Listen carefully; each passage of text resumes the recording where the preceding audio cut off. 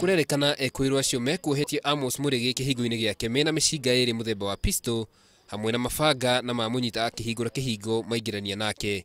Niliingia pale kwa gate, nikafungua gate. Wakati nilifungua gate, nikaingia na gari. Wakati nilikuwa na park gari ili nifunge gate, jamaa kama watano hivi wakanishika.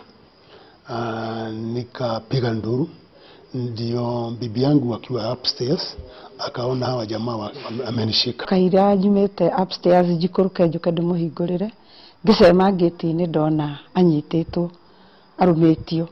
Koguo riu uria njikire handu ha kwamba gutengera kuhingura njokire nyumba kuiguru upstairs ndoya thimu ndahurira neighbor omwe na ndacoka ndamihitha handu. Ekwirwo acio ni megukoretwo mohania Murigi na mutumia wake na makoya mbeca muigana wa ciringi 27,000 iria mauma nacio nyumba mbere ya kuhithukirwo ni abitha a borithi matongoretio ni OCPD wa gicigo kiu niwe Gregory Mutiso. Kuma mbia nyuma nacio 27 na ni makuire ciothe na thimu ciothe na kandi ya ATM ningumahete nginya pin to ningugite na guoya muingi muno.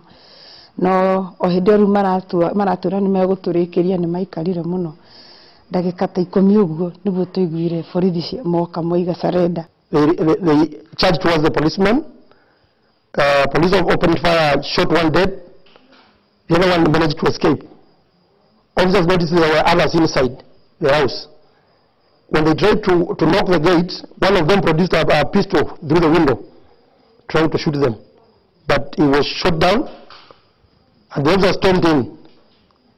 And they were able to identify the noticed other two.